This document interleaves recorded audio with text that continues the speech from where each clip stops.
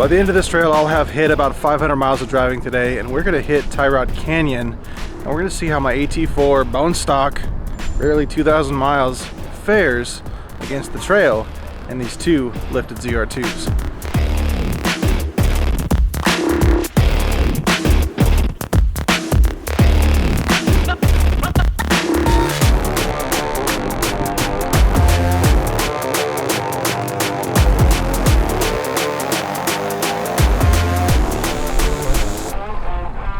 And we're just getting into the canyon here.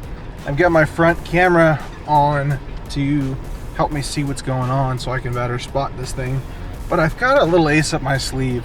Windbooster sent me this little controller out, and every video that I've seen on these dang things, these little pedal controllers, is let's see how fast our car goes. I don't care.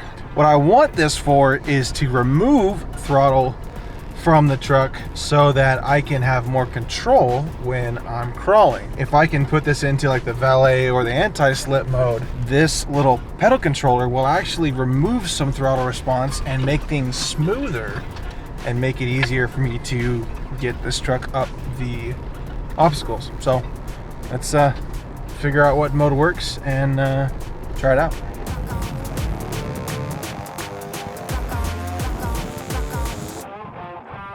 This little area is not part of the main trail, but it's kind of a playground that you can go to the left on the easy line and on the right to go up some ledges. Guess which line I took. Yeah. Oh, your shot looks great.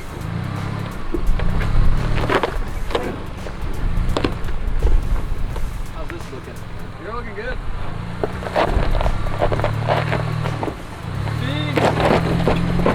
There we go.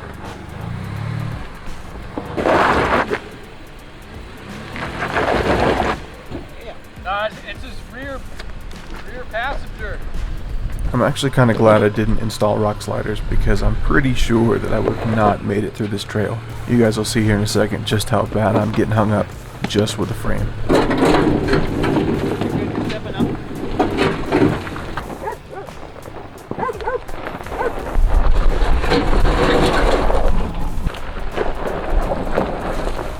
Fall so I can get YouTube famous. Get the thumbnail. Be mindful this is 4 high, but with this anti-slip mode only giving me about 50% throttle, I couldn't get up this ledge. Don't want to rely on my cameras, and I kind of do. Well, that's full pedal. That is not a good mode. That anti-slip is... Yeah, no, it sucks. There you go. You're up it. You're almost up it.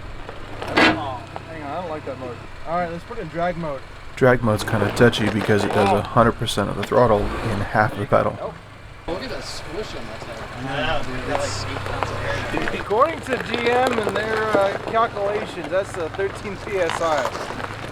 That was a cakewalk. A little ways down the trail, I was reminded that throttle manipulation is no substitute for ground clearance. Skid plate. Nope. That's a lot of skid plate. That's a front bumper. Yeah, I'm gonna need to spot up this. Hang on. Just gonna hug that wall and then come around. Yep. Some of you guys might know that you need to get some wheel spin in order for a G80 locker to work. This trail is pretty moderate by just about every definition, with the exception of a couple of these ledges, and I can guarantee you that I would have not gotten up over some of them without a locker. Blown up one before, I don't want to do it again. Driver? Driver. Okay. Well, you can, yeah, He'll make it either way. Yeah, no, he's got all the clearance. Yeah, it's fine. What am I kidding? It almost seemed like both of the ZR2s had about a foot more ground clearance than I did. But with a little bit of determination and some skinny pedal, I get through just about anything.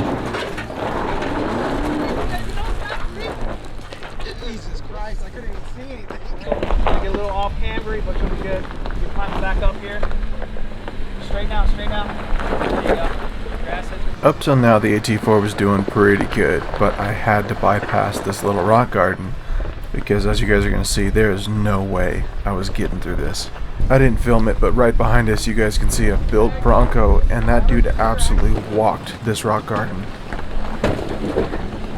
Nope. Well, I said pretty ballsy taking a single Bronco up Second Canyon.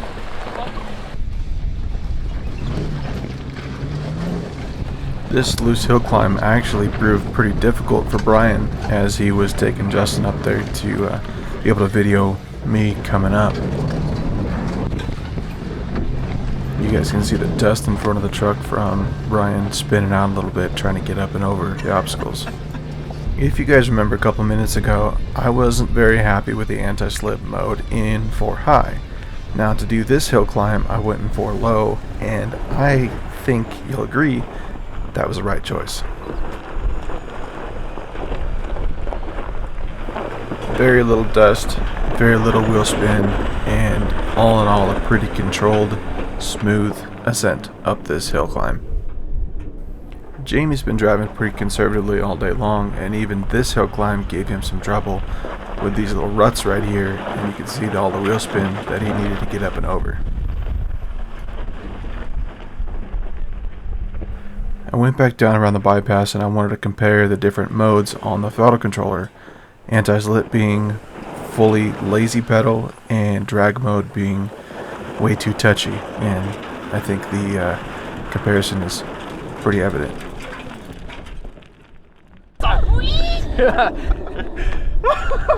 Dude, the first time I'm like, that's it?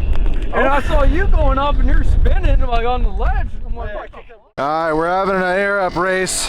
We got the onboard air with the tank. Brian's losing terribly right now. hey Brian, you got Smitty? Brian's got the Smitty built, one tire at a time. I got my maxi track, you guys remember that video. So compressor's still running, are you done?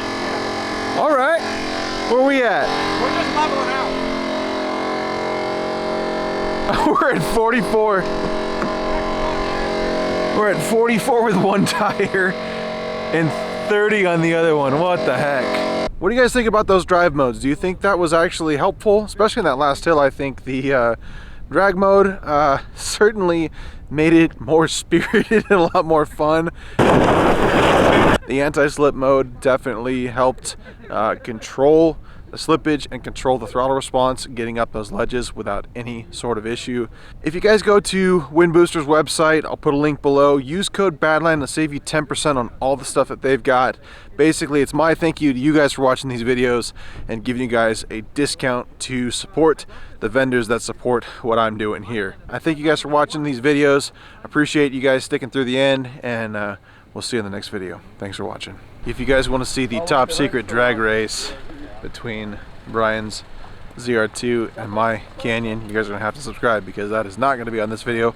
That's going to be in a separate video forthcoming.